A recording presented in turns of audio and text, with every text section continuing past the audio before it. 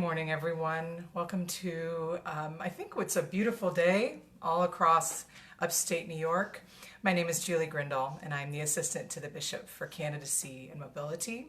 It is June 6th, 2020, and we are slowly kind of coming out of our quarantine across the state, and I am so thrilled to be with you today. I actually started with a hymn that is not in our current hymnal, and it's in quite a few different resources. You have it in the comments, and we will sing it together a little bit later. It's a prayer. It's called "There is a Longing in Our Hearts."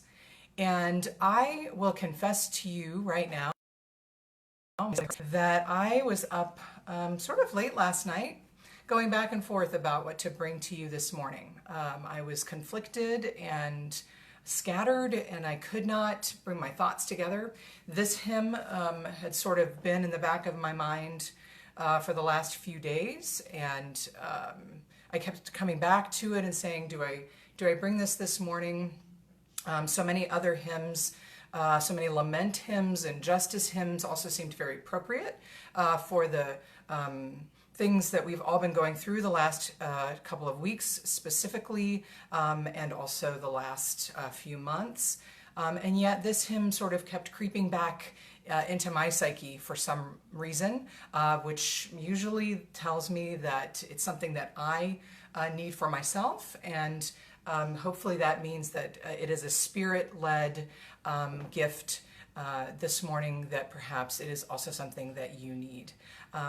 And so I feel for myself that many beautiful and important words have been spoken in the last couple of weeks around all of the events surrounding justice and mercy issues.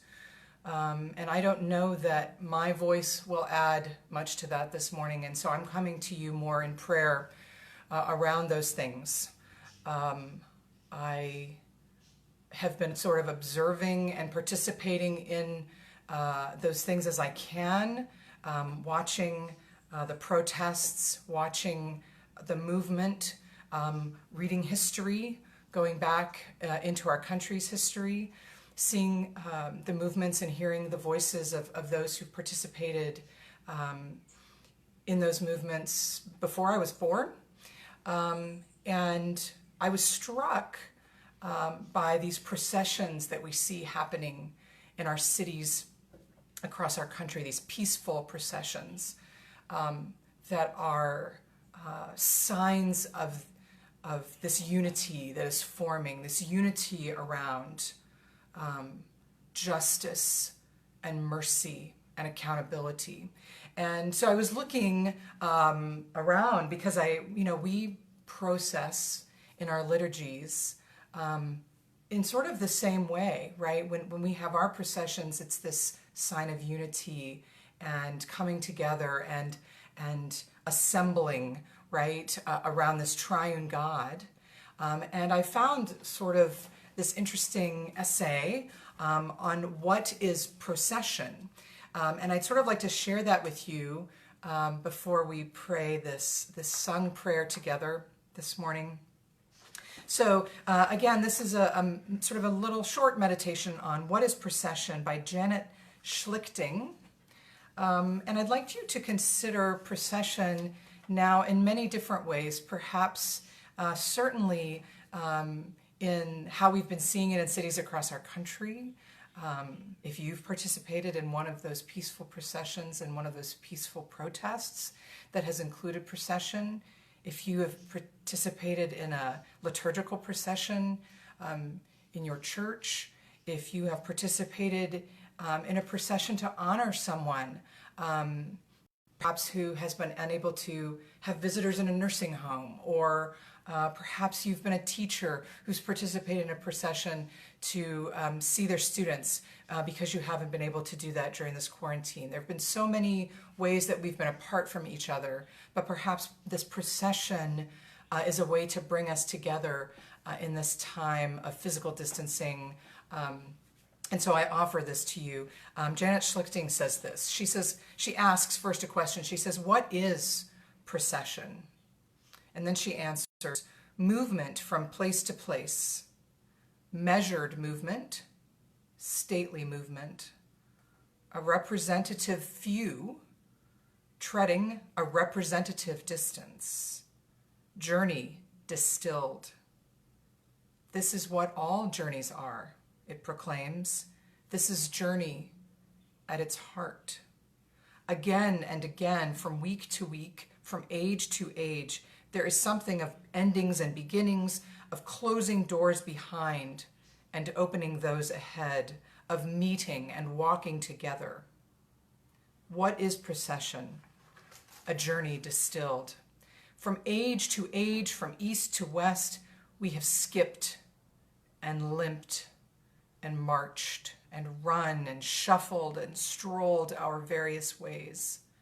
Our stories reverberate in measured tread. From age to age, from east to west, our hurried feet have marked the peaks and valleys, the sand and stone, the mud, the grass, the dust, the streams. We pause in solemn pace to remember all ground is holy ground. We come interiorly shoeless. What is procession? It is distilled, journey at its heart, a gathering into one movement of a church on the way, a pilgrim people, a dusty, longing people, yet walking with heads high, knowing ourselves, showing ourselves to be the royal nation, the holy people won by the Son, called by his word, gathered around his table. There we discover again from age to age, from east to west, for all our journeys, the source, the ground, the companion, the way.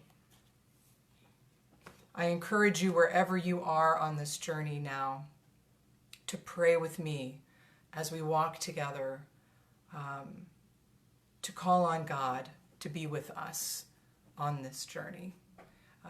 The refrain I was singing at the beginning of this, hopefully it's easy for you to pick up. I'm going to sing the first 3 stanzas this morning, and I wish you God's richest blessings on this beautiful Saturday.